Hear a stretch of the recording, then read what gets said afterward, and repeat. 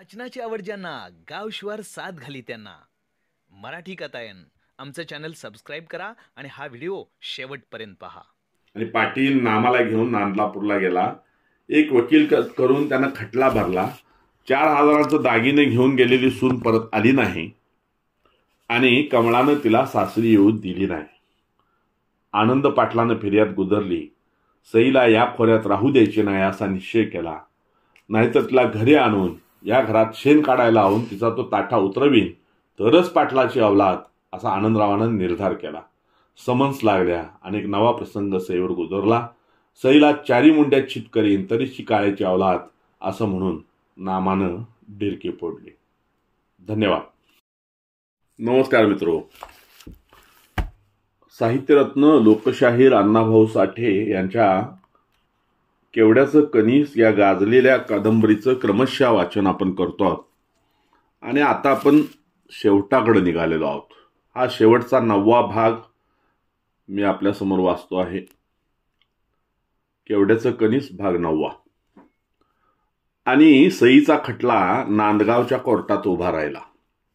तारकाफाटीत तारका पडू लागल्या. मळा विकून मी खटला खेळणार असा कमळानं निर्धार केला. आनंदरावानं 2 वकील जोडून दिले. तो खटला गाजू लागला. परंतु सई मनातून गांगरली होती. पुढं काय होणार हे तिला कळत नव्हतं. कोण जिंकणार याची कल्पनाच नव्हती. जर आपण हारलो, आपल्या विरुद्ध निकाल लागला तर आपल्याला परत त्या घरी जावं लागेल. तिथं सांगेल ते काम करावं लागेल. एका मूर्खाची पत्नी म्हणून शेण काढून जन्म गुजरावा लागेल. या एकाच विचारानं सई हादरली होती. ती रडत होती आणि विचार करीत होती. आपण जर हा खटला हारलो तर मला सर्व सोडून, आईला सोडून त्या टाळगावला जावं लागेल. मग मला जयसिंग दिसणार नाही. तो घरी येणार नाही. कदाचित त्याला मी चोरूनच पाहू शकेन. या विचारानं ती हैराण झाली. परंतु जयसिंग निर्धास्त होता. तो आपल्या वकील मित्राला पुढं करून स्वतः मागं होता. खटल्याच्या तारखा पडत होत्या. दोन्हीकडचे वकील हातगायवर आले होते. कायद्याचा कीस निघत होता. शब्दांचे डोंगर रचून एकमेकांवर ते मात करू पाहत होते. सईचा खटला असेल त्या दिवशी कोर्टात गर्दी होत होती. ती देखणी सई कोर्टात आली की लोक चकित होत होते. ती तासनतास तिचं ते अप्रतिम स्वरूप पाहत होते. मनात दिपत होते. नी रूप असावं तर असं असावं असं म्हणत होते. दरवेळी जाब जबान्या, तपासण्या, उलट तपासण्या होत होत्या आणि प्रत्येक वेळी सई श्रेष्ठ ठरत होती. सईच्या लग्नाचा कर्ता म्हणून नामाची साक्ष झाली होती. त्यानं शपथ घेऊन सांगितलं होतं की आम्ही गावची माणसं म्हणून या पोरीचं लग्न केलं. पण ही पोरगी वंगाळ निघाली. तिला आनंदराव पाटलाचं घर पसंत पडलं नाही. तिनं खाल्ल्या अन्नावर लात मारली आणि ती बाहेर खेळली झाली. रोज नवी ढंग करू लागली आणि कमळानं तिला साथ दिली. किशानं तर 2 पावलं पुढे जाऊन कोर्टाला सांगितलं की सई चांगली होती, पण या कमळानं सईचं वाटोळं केलं. लोकांच्या शेरावर भिस्त देऊन गावची पोरं बिघडवली. मग आम्ही काय करणार? आम्हीच मोहर होऊन शान सईचं लगीन केलं होतं. पण कमळाला असे नग होतं. पांडूनही तेच सांगितलं. चौगुला तर पेटला होता, पण कोर्टानं त्यांचं ऐकून घेतलं नाही. दिवस जात होते. एकदा तो खटला सुरू होता. दोन्हीकडचे वकील बार भरून तयार होते. निकालाची तारीख जवळ येत होती. प्रत्येक वेळी सई कोर्टात आली की पाहणारे दिप्पत होते. या देखण्यापुरीचं काय होणार असा विचार करीत ते बसले होते. आणि पुढील तारीख पडताच उठून जात होते. सईची जबानी नोंदली होती. मी वयात आले. माझ्यावर कुणाचाच विश्वास नव्हता. मग नामा काळे पुढं आला. त्यानं माझं लग्न जुळवलं. मला टाळगावचा नवरा नक्की केला. ठरल्यावेळी मी आणि माझं वराड टाळगावात पोचलं. पण एकाच दिवशी हळदीने लग्न हा मुहूर्त निघाला. रात्री आम्ही गावात गेलो. मला काहीच करता आलं नाही. मांडवात जाताच मला हळदी लागल्या आणि लगेच लग्नाची तयारी झाली. मी भांबावलीसाठी येऊन नवऱ्याकडे पाहिलं. तो मला देखणा दिसला. तो हसत होता आणि माझ्याकडे पाहत होता. मधीच भाटानं हुकूम केला, तांदूळ घाला. सर्व लोक तांदूळ घेऊन तयार झाले आणि मी आपला नवरा पाहू लागले. समोर तो उभा होता. तो मला पाहून हसत होता. मग माझ्यावर तांदूळ पडले. मी हर्षभरीत झाले. पण 5 दिवसांनी जेव्हा मी सासरी गेले तेव्हा मला उलट अनुभव आला की आपली दारुण निराशाच झाली आहे. मला फसवलं आहे आणि मी फसले आहे. लग्नात जो नवरा माझ्यापुढं होता तो या पाटलाच्या घरी नव्हता. जो होता तो मला पाहून हसण्याऐवजी रडत होता. तो म्हणत होता, माझं लग्न का केलं? मी का कुठं पळून जात होतो? सईची जबानी ऐकून तिच्या वकिलांनी कोर्टाकडे मागणी केली की पुढील तारखेला सईचा नवरा हजर करावा. कोर्टानं ती मागणी मान्य केली आणि नवरा कोर्टात हजर करा असा आनंदराव पाटलाला हुकूम केला. आणि 15 दिवस भरकन गेले. सईच्या खटल्याची ती अखेरची तारीख होती. सई हिरवं रेशमी लुगडं नेसून कोर्टात आली होती. लोक तिच्याकडे पाहत होते. खटला सुरू झाला होता. वकील शब्दांच्या तोफा सज्ज करून तयार होते. सईचा नवरा कोर्टात आला होता. तो काळा आणि धिप्पाड देहाचा तरुण कोर्टात येताच गांगरला होता. टाळगावापासून नांदलापुरापर्यंत आनंदरावानं त्याला परोपरीनं सांगितलं की लेका घाबरू नग, सरळ बोल. पण ऐनवेळी त्यानं दगा दिला होता. तो ऐकत होता, थुंकत होता, नाक शिंकरीत होता. तपासणी सुरू होताच तो गांगरला.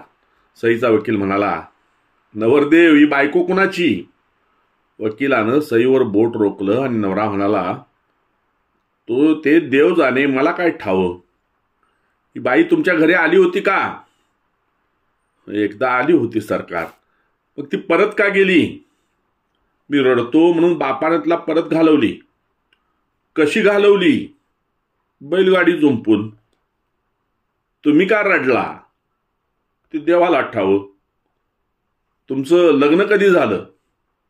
माझं लगीन झालं नाही. मग तुम्ही लग्न झालं होतं तेव्हा कुठं होता? मी मळ्यात होतो सरकार. मग बौल्यावर कोण बसलं होतं?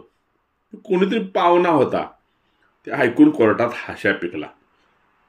माणसं पोट धरून हसू लागली आणि नवरा डोळे पुसू लागला. तुमच्या बायकोशी लग्न कोणी केलं ते सांगाल का? वकिलानं विचारलं. आणि नवरा घाबरून म्हणाला, ते मी कसं सांगू? ते मी सांगतो.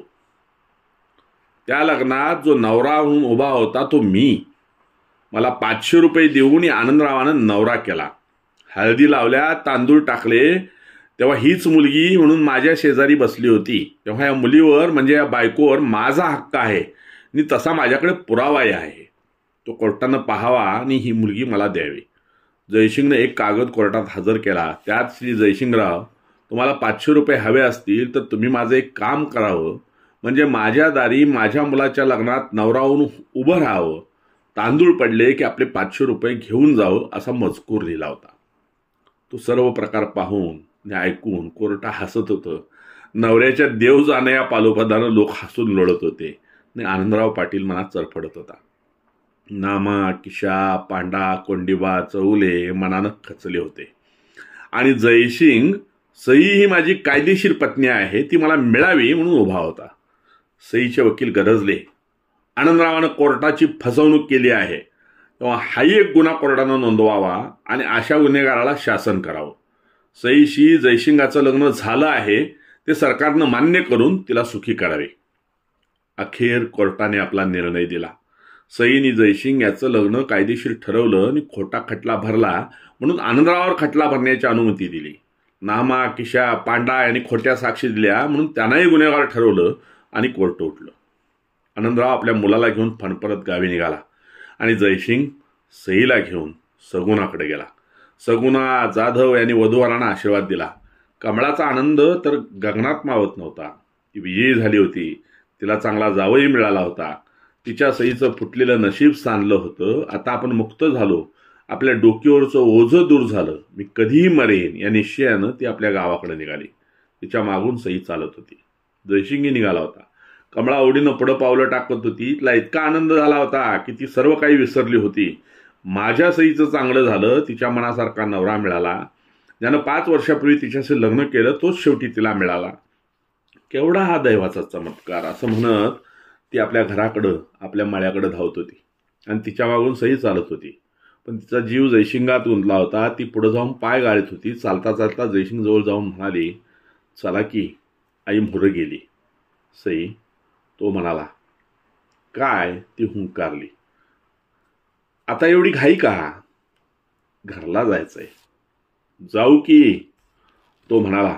सईनं समोर पाहिलं. कमळा पुढे गेली होती. आता ती विजयी झाली होती. गावावर, आनंदरावावर तिनं जय मिळवला होता.